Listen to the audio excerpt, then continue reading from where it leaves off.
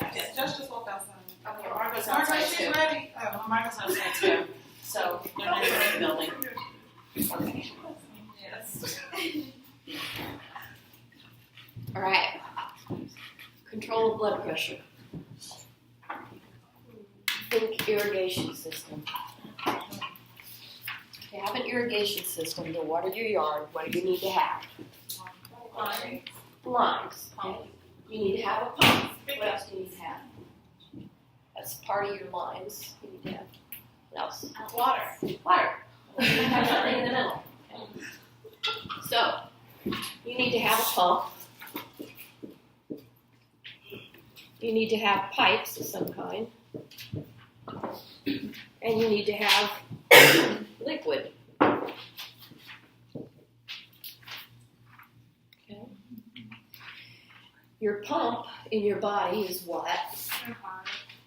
Your heart. Your pipes are what?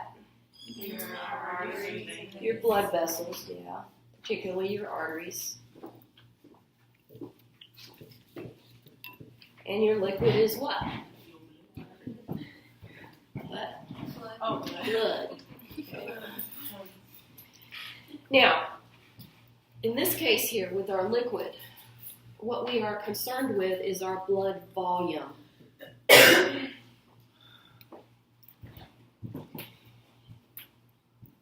Does water change consistency? yes. Okay, your answer to that's going to depend on where you were raised. Miss New York said yes immediately. Half the Florida kids are going, no. Water does change consistency. Does your blood change consistency? Yeah. Not under normal conditions, okay? Your kidneys regulate your concentrations in your blood, okay?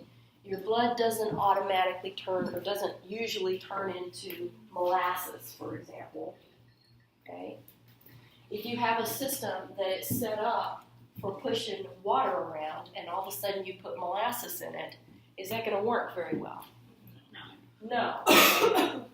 So, if you change the consistency of the blood, the viscosity of the blood, it will affect the pressure in your system. You're going to need more pressure in your system to push it around. But under normal conditions in the body's blood viscosity pretty much stays the same. Now, this is one reason why blood doping is not a good idea. Blood what? Blood doping. Okay, what is blood doping? You take out your blood and put it back in. You take out your blood, you wait until your body has replaced all that blood, and then you put the blood back in. The whole point there is to give you more red cells and to give you a competitive advantage. But when you do that, you're changing the viscosity of your blood, okay, which can make it more likely that you will have a stroke or other problems. So blood doping is dangerous in addition to being cheating. Okay. Is that like dialysis? Just a sidewalk. Okay, with high altitude, your body will increase the amount of red blood cells that you have, but it will do it naturally, and it will do it in a way that doesn't make your blood too thick to push around. Your body knows what your concentrations are. When you're just taking blood out and then dumping it back in, you don't know. Right, so we usually don't have to worry about viscosity. That leaves blood volume. If you don't have enough water in your pipes, you're not going to get anything out the other end. Okay. So these are the three components here that make up the process of blood pressure. Now, this being science, you can measure all of these. We usually measure blood volume in liters. Okay. What is a normal blood volume? About 5 liters, 5 to 7. Okay. You're wanting to remember one number. A normal blood volume is about 5 liters.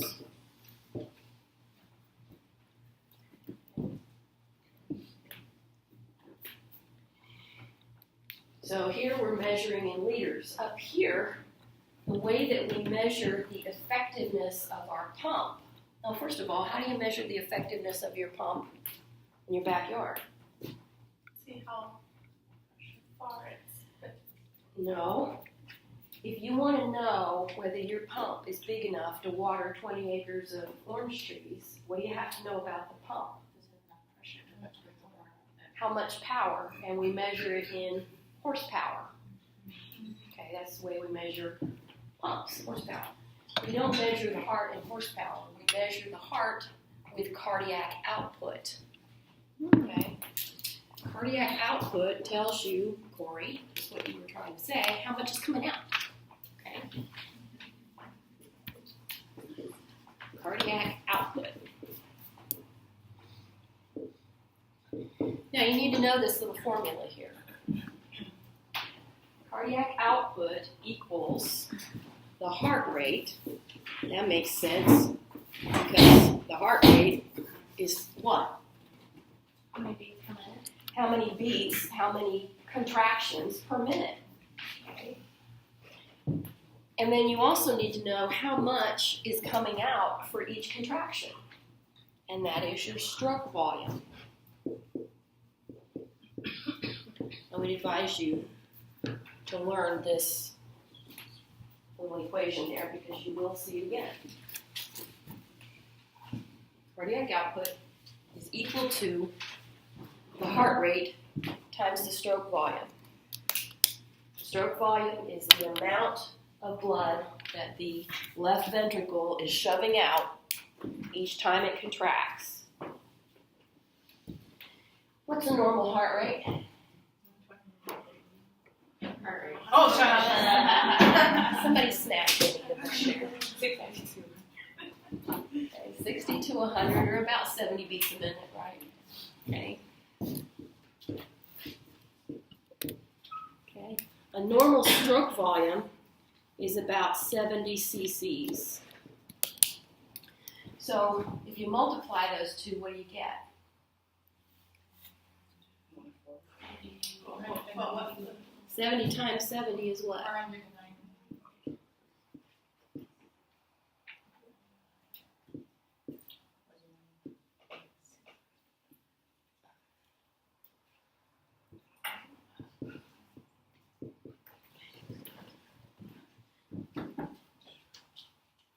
Everybody see that? Mm-hmm. So every minute, your cardiac output is 4,900 cc's, which is about what?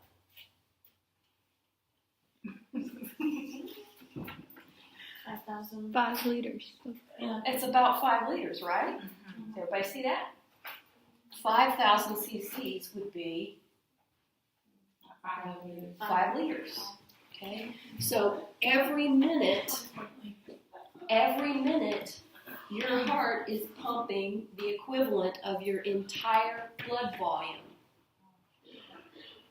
Wow. Every minute, your heart is pumping the equivalent of your entire blood volume. And that's during rest. 70 beats a minute, that's a resting heart rate, right? Okay? Can you see what So- stroke volume? I'm sorry, stroke volume is the amount of blood that is pumped from the left ventricle, you said? With each contraction. Now, this is why when you give an IV drug, your effects are so quick. Okay? Because that blood's getting moved around through your body very quickly. That quick, all of your blood gets circulated in 1 minute. Mhm. Wow. That is really fast. So the blood from your furthest extremities. Wow, that's crazy. Yeah. That's pretty significant. And that's at rest. Okay. Now, can you vary your cardiac output? Mm-hmm. How would you do it? Your heart rate. You can increase your heart rate, or you can Enlarge your Lose heart. blood. decrease the heart rate. Or, yeah. Okay? You can also vary your stroke volume, right? Okay, stroke volume is the amount that's coming out each time the ventricle contracts. Mhm. Okay, now, what are some of the things that you know already increase the heart rate? Exercise. Okay, you can increase your heart rate with exercise. Adrenaline. Okay, very good. Who said that? Adrenaline. Okay, which is part of what? The sympathetic nervous system.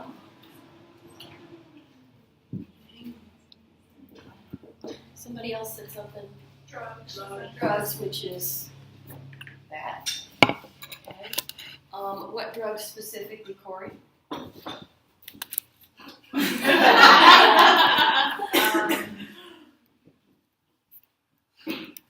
Increases your heart rate. Lots of drugs increase your heart rate. Okay, epinephrine. Okay. Also, anything else that is a beta agonist. Remember, in the sympathetic nervous system, you have two kinds of receptors. Is shaking any dust loose? Alpha receptors and beta receptors. The beta receptors are located where? In the heart and in the lungs. The alpha receptors are located in the arterioles. Okay. The beta receptors are located in the heart and in the lungs. The alpha receptors are located in the arterioles. So, a beta agonist.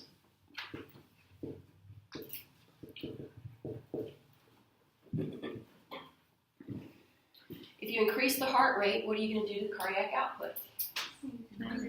Increase it. Okay. What if you want to decrease the heart rate? Yoga. Or meditation. Okay. Anything that decreases or that activates your parasympathetic nervous system. Okay. Your vagal nerve. Okay. What else?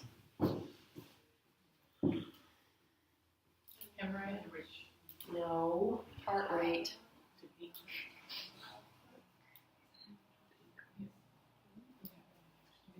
Well, if you have beta agonists up here, what's a beta agonist? A beta agonist does what to the beta receptor? Binds and, come on, Corey. Stimulates it. There you go. Okay, so what's the opposite? An agonist or a Beta blocker. blocker. Okay, a beta blocker. Ew. How is it a blocker? Okay, The other way. Okay. okay? So, we can use drugs or whatever to decrease the heart rate. One drug that stimulates the vagus nerve here is atropine.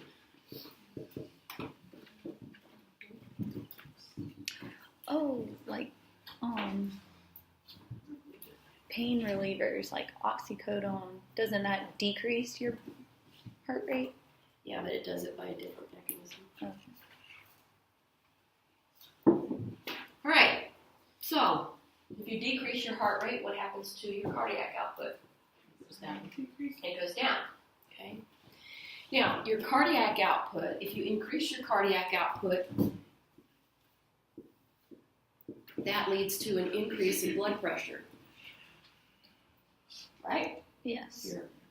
If your pump is pumping harder, it's going to increase the pressure.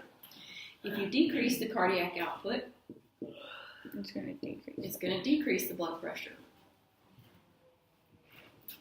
Okay, now, Margot, I'm going to answer the question you asked at the beginning of class. We're going to start to answer it. Your stroke volume. How do you increase the stroke volume? Squeeze harder. You moved to Denver.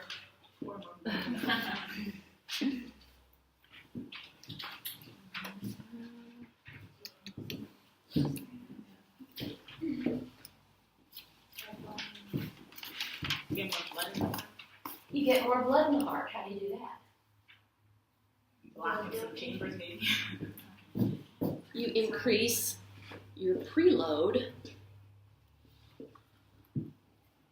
Your preload is the amount of blood coming into your heart.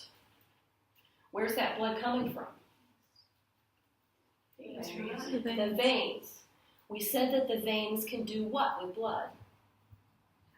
They can hold it. They can hold it or store it. Okay? So if your veins contract, they can send blood back to the heart and they can increase the preload. Okay? If you're running across the parking lot ahead of you, an axe murderer, you're going to be contracting all of your veins because your muscles are pushing on them, right? That's going to increase the preload. Okay. What about if all your veins all of a sudden dilate? You're going to decrease your preload. You're going to decrease your preload. What's it going to do to your cardiac output? Increase it. What's going to happen with your blood pressure? Way down, okay? And then what are you going to do? You're going to faint, okay? So anything that causes the blood vessels to dilate really quickly is going to decrease the preload and decrease the blood pressure and may cause you to faint. So, for example, the sight of blood or whatever. Scarlet O'Hara faint. Okay. Can I erase this? Yes. Oh, I was gonna Okay. All right. Now, how are you going to be asked about this? Two ways. I'm going to ask you, what's the cardiac output? What's the heart rate? What's the stroke volume? I'm going to ask you to define the terms. Also, you're going to be asked test questions. If you increase the heart rate, what happens to the cardiac output? If you increase the stroke volume, what happens to the blood pressure? Okay, so you're being asked to tell me how the system changes when you change one of the variables. Okay, everybody got that? It's basically all directly correlated, right? Yeah. Okay. Okay. The indirect stuff we're ignoring for now. Okay. question. Wait a minute. I Yes. have a question about hemorrhage. Because Hold it, because we're going to get there. Okay, my question is probably similar, but it's about when you see blood, what exactly, so you have that reaction, what exactly is The happening? central nervous system sends signals out on the parasympathetic lines, and it causes blood vessels to dilate. And that's a reaction, is there, It's a neurogenic. It's the nervous system. Okay, which is why some people don't faint at the sight of blood. Their brain doesn't care.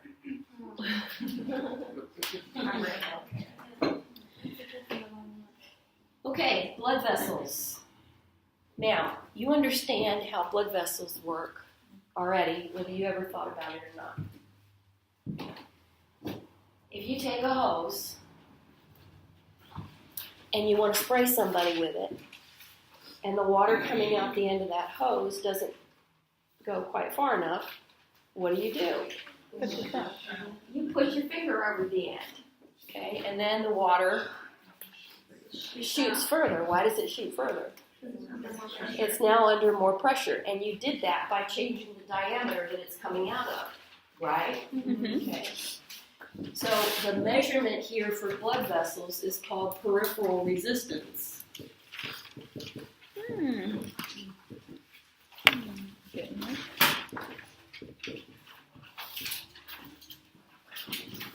But basically what you're talking about here is blood vessel diameter.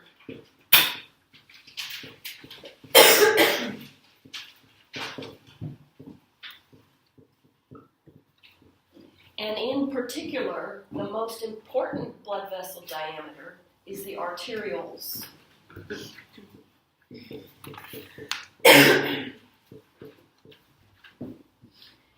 Now, I just told you that the arterioles are controlled by what in the sympathetic nervous system? Alpha receptors.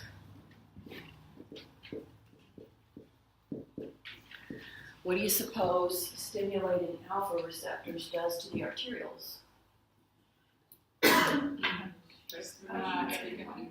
Causes them to Constrict. okay, causes them to constrict, and the blood pressure then is going to go up. So if you constrict your arterioles, you increase your peripheral resistance, and that is going to cause your blood pressure to go up.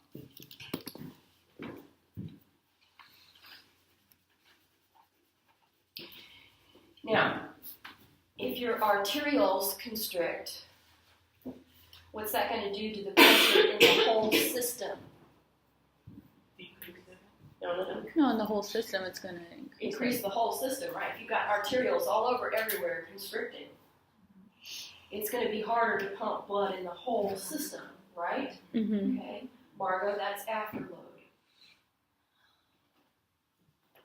Okay.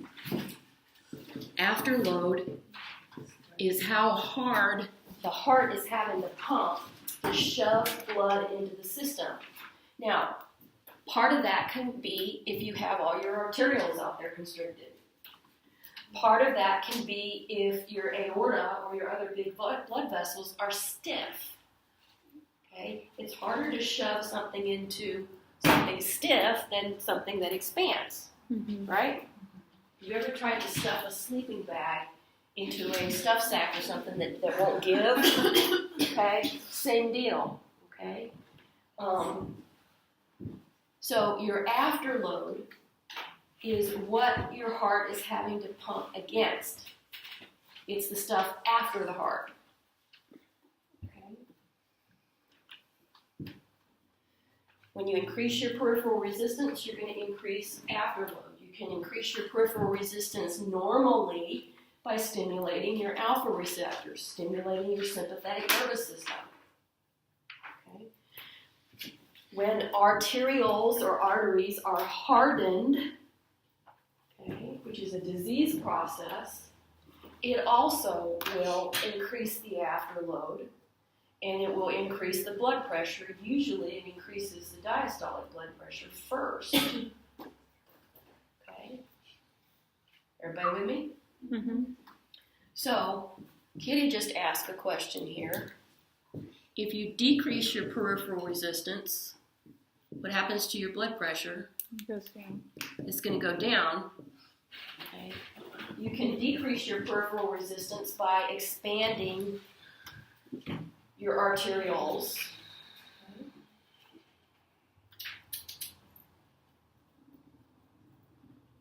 And also by dilating your veins. Your brain can do that. Your brain can send out a signal to all of your blood vessels that says dilate. Okay. And when that happens, people Lower their faint. blood pressure. How would that help you get away from a threat? It doesn't. What are you just like playing possum?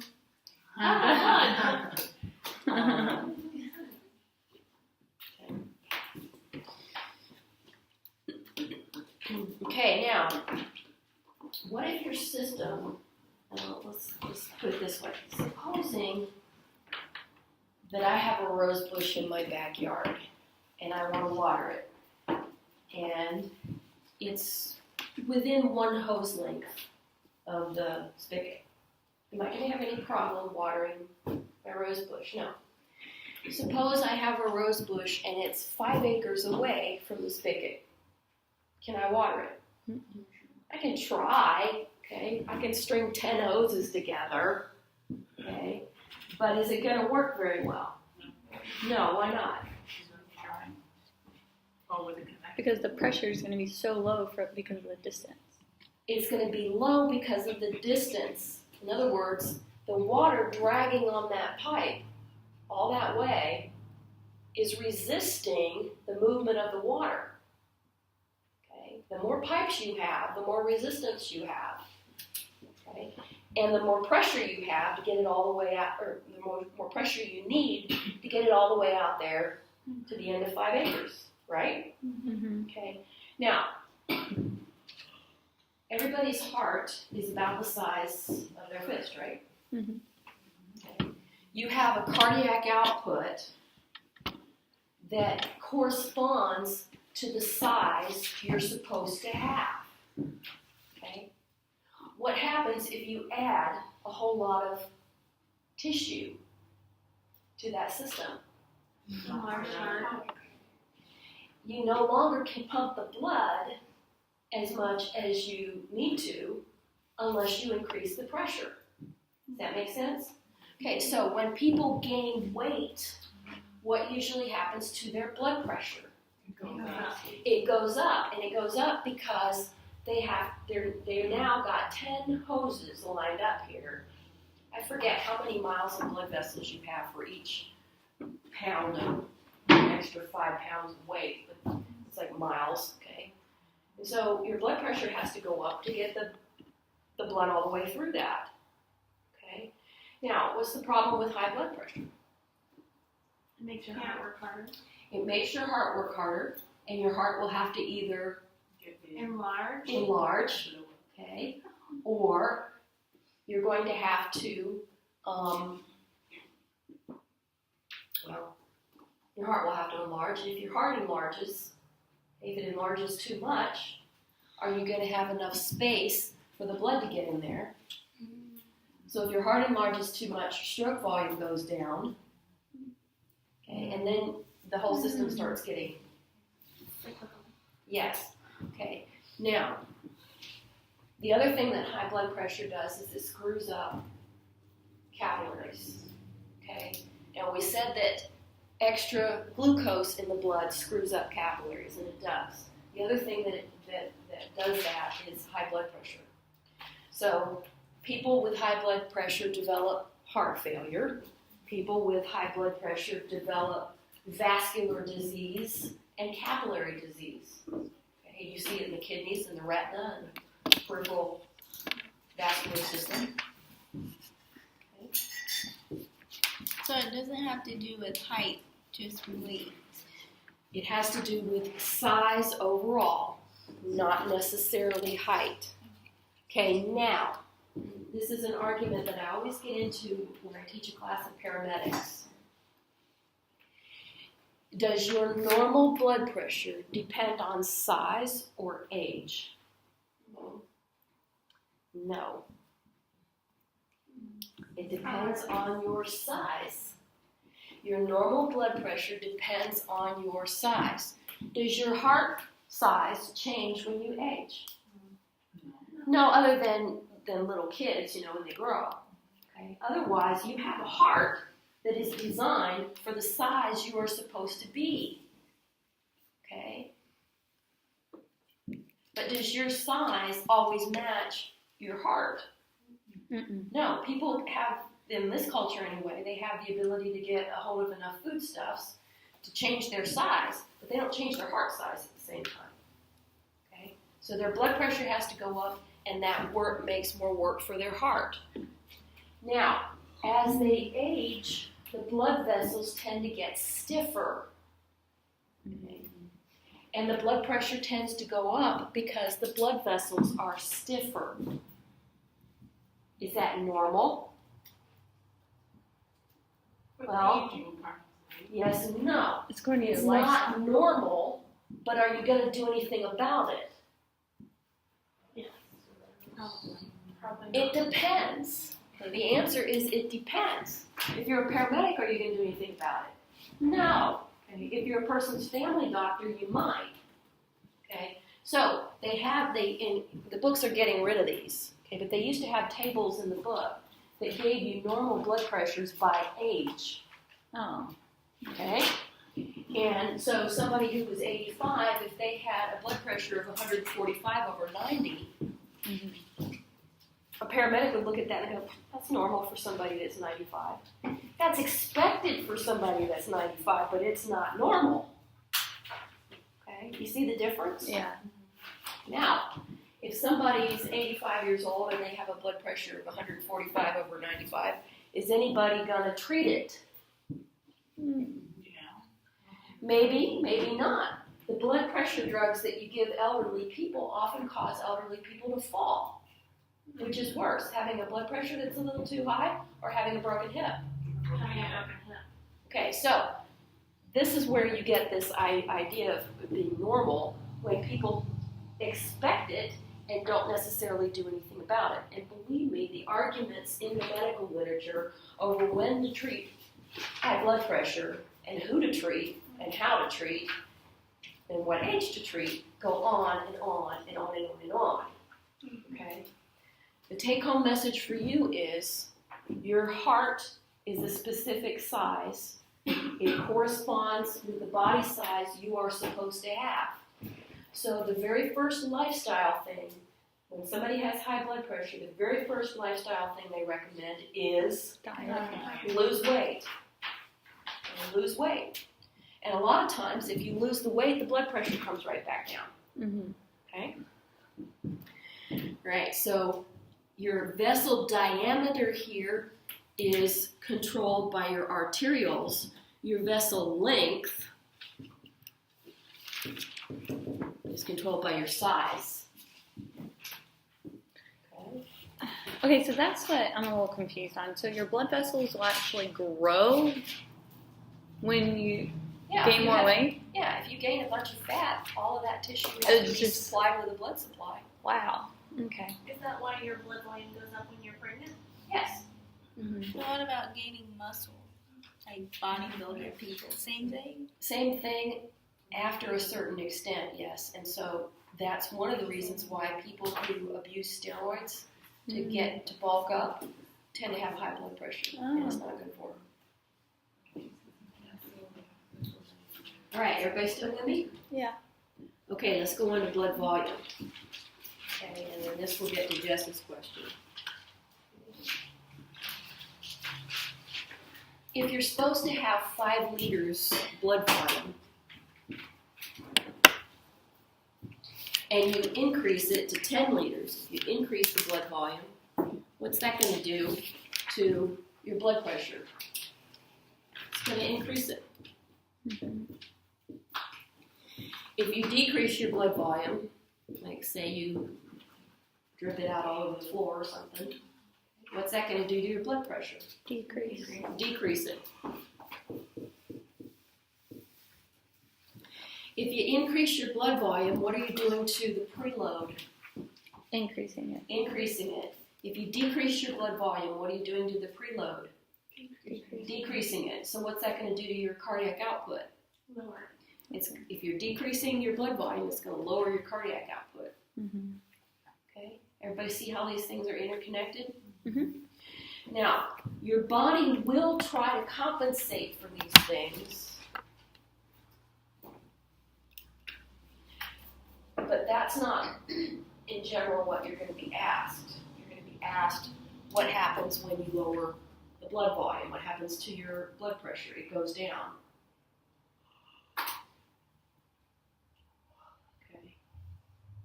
So, for example, when somebody's hemorrhaging, their blood pressure is going to do what? Go down. It's going to go down. Okay. What's their heart rate going to do? Go down. Increase. It's going to go up because their sympathetic nervous system is going to try to compensate.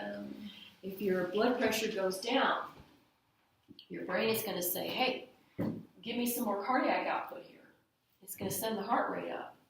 But if you don't have the blood volume, if you don't have the preload, are you going to be able to bring up the cardiac output? No. And that's what is happening when somebody bleeds to death. Okay, that answers your question. Yeah, I think so. Does it eventually go down? Yes. Okay. Yes. So if you have 5 liters of blood and you bleed out 4.5 of it, initially you're going to have a sky-high heart rate, and then fairly soon thereafter, your heart rate's going to go.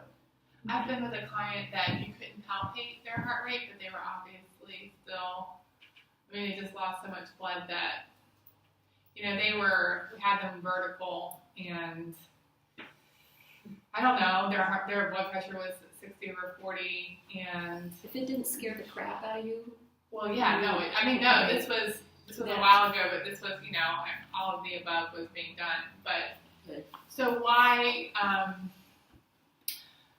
guess my question, what's the deal with the heart rate? Like, is it just because there's just so little blood volume that you can't palpate it? Yep. And so what do? Well, you call 911. Okay, you call 911. Very good. Fluids. And I mean, you try to increase blood volume. what is the you can. first thing you do? Stop the bleeding. Oh, stop the The yeah. first stop thing the you bleeding. do is stop the bleeding if you can do it quickly. Okay, but if their uterus is hemorrhaging, Yeah. while you are trying to do that, what else do you do? Increase. You Trendelenburg. Oh, Trendelenburg, right? What is Trendelenburg? Like Feet up, head down. Okay, because what you're trying to do is preserve the blood flow to the head and the heart. Okay, your toes can do without for a few minutes. Okay, so you put their head down. Okay, how do you stop bleeding in the uterus?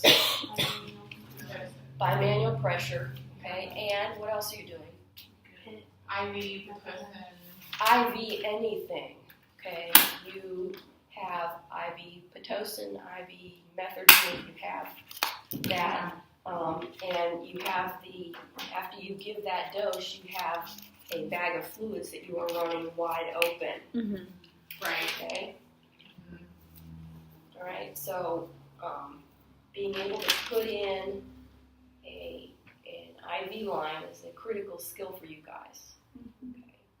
Now we're going to talk probably next time about a place where you can get at blood vessels. Okay. And if you feel where your ankle knob is on the medial side, Mm-hmm. okay, just anterior to that, you have the saphenous vein. And the saphenous vein is kind of, if you are poking on it, it's kind of rope-like. Okay, and it's just under the skin. It's a fairly big vein, and it's just under the skin. Now, suppose your patient has so little blood pressure that you can't palpate the saphenous vein. Yeah. Okay. Yes. There's two things that you can do. You can take a scalpel and incise the skin because you know that it's there right under the skin. Or you can take a needle and try to find it. Okay? When you take a scalpel and open the skin so that you can see the vein and then stick the needle in it, that's called a venous cut down. Okay. And that is a place that is an easy place to get in a venous line when you can't feel for, like you usually put a tourniquet on and wait for the vein to pop up and then Right. stick it in there. Right. Okay, when somebody's crashing, that won't work. Okay. But you can get a line in on somebody who's crashing using the saphenous vein. Okay. Okay. How long does it take for someone to recover from that? So let's say you get stabilized. What is the body going through to recover? Well, if somebody bleeds out 4.5 liters They have to get that back. and you get 4.5 liters back in, Right. what is their blood pressure going to do?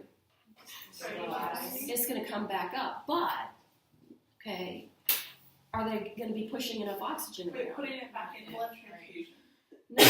So what they're going to do first is they're going to do fluid resuscitation.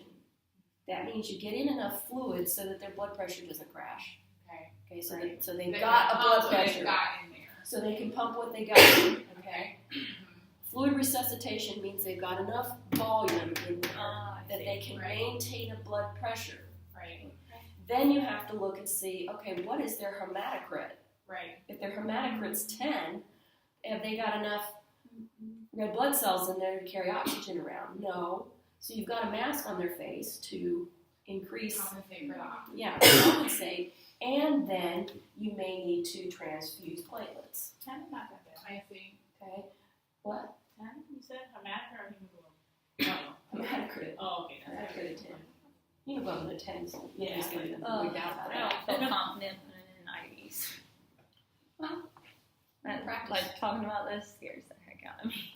I know, I feel like that's why I want to talk about it, because it's like, in Yeah. this context, I feel like it makes more sense to talk about it, because it's like we're learning about the ideas and why.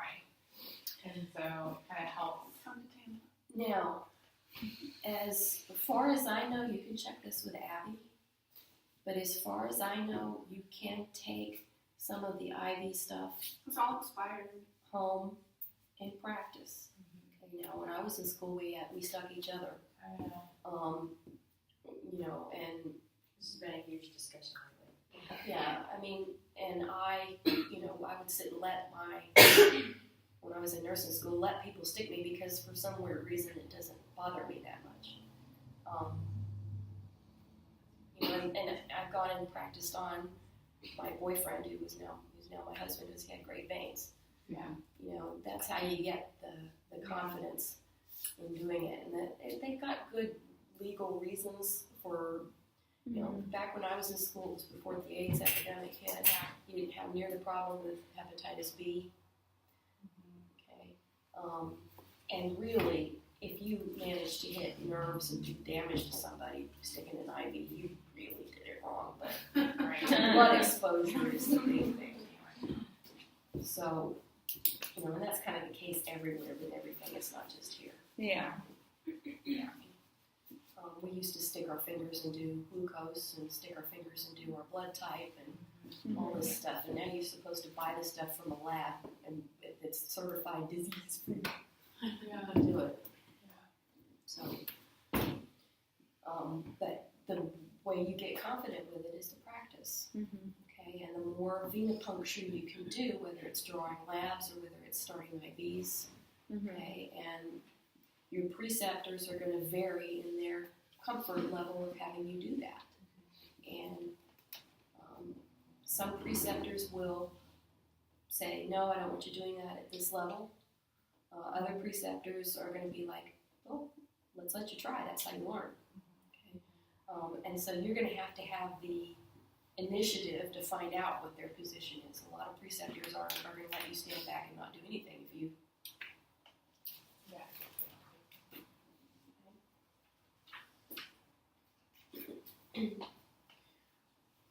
All right. Let me see where I'm at. Now, in the book, you have a bunch of usual messy pictures.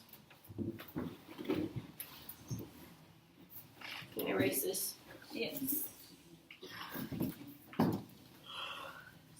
Just about everything that we talk about for the whole rest of the semester impacts what we just wrote on the board one way or the other. Okay.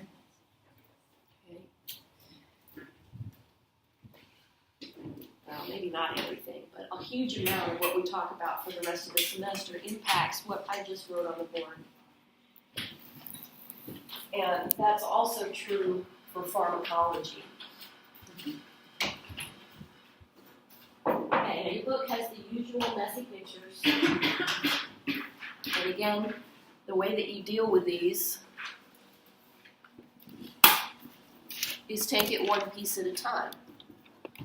Your cardiac output is your heart rate times your stroke volume. Stroke volume, heart rate. All of these different things here impact either the stroke volume or the heart rate. End systolic volume is the amount that's left in the ventricle after the ventricle contracts. End diastolic volume is the amount that's there at the end of diastole, the amount of blood that's come into the heart.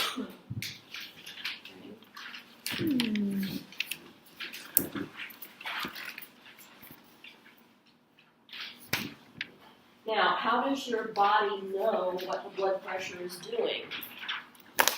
You have baroreceptors. Baroreceptor means pressure receptor. There are pressure receptors in the carotid arteries and in the aorta. Now that makes sense. The aorta is where the left ventricle is pumping to. And if your heart's not pumping properly, that would be the first place to measure, right? Why do you suppose you have pressure receptors in the aorta? In the carotids? Yeah, okay, to make sure that your brain is getting enough blood pressure, or conversely, to make sure that your brain's not getting too much. Okay, with too much blood pressure, you can tear vessels in the brain and cause bleeding in the brain, and that's called a hemorrhagic stroke and is not a good thing at all. Okay? So your baroreceptors work with your nervous system. Baroreceptors pick up the information, sends it to the brainstem, and then the brainstem takes steps. It either raises the heart rate, it changes the diameter of the blood vessels, or whatever. Aneurysms in the brain are like, you know what a bleb is on a tire? That's what an aneurysm in the brain is. A bleb on a tire? Is that like similar to a bleb on a nipple? Like a blood blister? Okay, bicycle tire. Mm-hmm. Bleb. Bump. Okay. I don't think I ever have Inner tube in the tire. Mm-hmm. Bleb. What? Okay. It's okay. Right. This is I wonder important. what your face was doing. This is important. Okay. The words. This is gonna crack my husband up so bad. A bicycle tire has a stiff part, and then it has an inner tube in the middle, right? Okay. Mm-hmm. The inner tube in the middle is blown up with air, right? Mm-hmm. Okay. It's like rubber. Okay. If a piece of the rubber starts to stretch out, Oh. it gives you a bump or a blister on the tire, right? Mm-hmm. Good thing or not a good thing? Not a good. Bad thing. Okay, why? It's gonna pop your tire. It's gonna pop your tire. Okay. When that stretches out like that, when the rubber stretches out like that, it weakens the wall. It's a response to the wall weakening. Pressure has caused that weakened wall to begin to fail. Okay, that's what an aneurysm is. But what causes the weakened wall? What causes the aneurysm to It begin can with? be and a the- consequence of high blood pressure in some instances, and in some instances it's congenital. Oh. Okay. All right. Now, the kidney also responds to the blood pressure. In this case, it responds to the blood volume as well as the peripheral resistance.